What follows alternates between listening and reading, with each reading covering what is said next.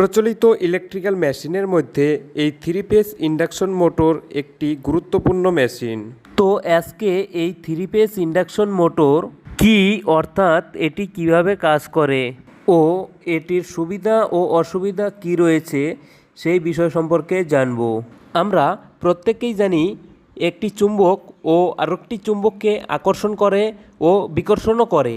অর্থাৎ এই একটি চুম্বক, এই চুম্বকের পাশে যদি আমি আরেকটি চুম্বক উল্টো করে একসাথে জুড়ে দেওয়ার চেষ্টা করি তাহলে সেটি কোনোদিনও সম্ভব নয়। তার মানে নর্থকে বিকর্ষণ করে আর নর্থ সাউথকে আকর্ষণ করে। এইটুকু বেসিক কনসেপ্ট তো আমরা সবাই জানি। ও তাছাড়া চুম্বক নিয়ে আমরা সকলেই ছোটবেলায় প্রচণ্ড খেলেছি এই বিষয় নিয়ে। তো তেমনই এই 3 ফেজ ইন্ডাকশন মোটরও এই এনার্জিতেই কাজ করে। এই 3 ফেজ ইন্ডাকশন মোটরের মেনলি দুটি পার্ট হয়, একটি স্ট্যাটর আর একটি রোটর। এই 3 ফেজ ইন্ডাকশন মোটরে স্ট্যাটরে 3 ফেজ ওয়েন্ডিং করানো হয়, এর নাম 3 ফেজ স্ট্যাটর ওয়েন্ডিং। আর রোটর ওয়েন্ডিংয়ে শর্ট সার্কিটেড ওয়েন্ডিং করা থাকে। 3 ফেজ ইন্ডাকশন মোটরের 3 ফেজ স্ট্যাটরে 3 ফেজ সাপ্লাই দেওয়া হয়। এই একটি 3 ফেজ স্ট্যাটর।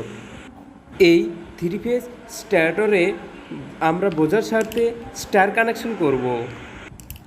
আমরা জানি স্টার কানেকশন 3টা ফেজ একসাথে শর্ট করে দেওয়া হয়। 3 ফেজ ইন্ডাকশন মোটরে ওয়েন্ডিংয়ের কানেকশন ঠিক এরকমভাবেই দেওয়া থাকে। যদি স্টার ও ডেল্টা কানেকশন নিয়ে তোমাদের কোনো কনফিউজ থেকে থাকে তাহলে আমাকে কমেন্টে জানিয়ে দিবে। আমি নেক্সট কোনো একটি ভিডিওতে জানিয়ে দিব কিভাবে স্টার ও ডেল্টা কানেকশন করা হয়। এখানে U1, U2, V2, V1 আর W2, W1 এই লেখাটির মানে হচ্ছে এটি স্টার কানেকশন করার স্বার্থে সুবিধা হবে, এর জন্য এই লেখাগুলো লেখা হয়।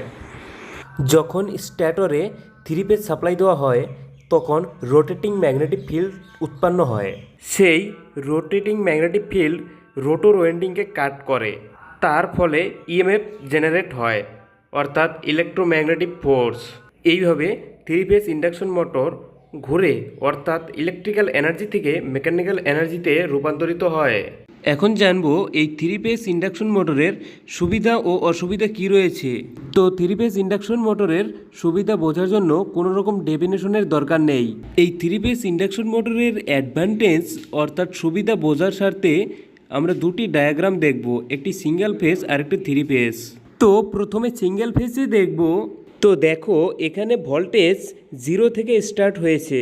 তো এখানে পজিটিভ ভোল্টেজ 0 থেকে 90 ডিগ্রি উঠেছে, তো আবার 90 ডিগ্রি থেকে আবার 0 ডিগ্রিতে নেমেছে। তো এইভাবে আবার নেগেটিভে চলে যাবে। তো এইভাবে ভোল্টেজটি সবসময় ওঠানামা করে। তো এবার 3 ফেজে দেখো, এখানে প্রথমে ফেজ 1টি দেখো, অর্থাৎ ব্ল্যাক ফেজটি। এখানেও 0 থেকেই ধরবো, এখানেও তেমনই 0 থেকে স্টার্ট হয়েছে, আবার 90 ডিগ্রিতে গিয়ে শেষ হয়েছে, আবার 0তে গিয়ে নেমেছে।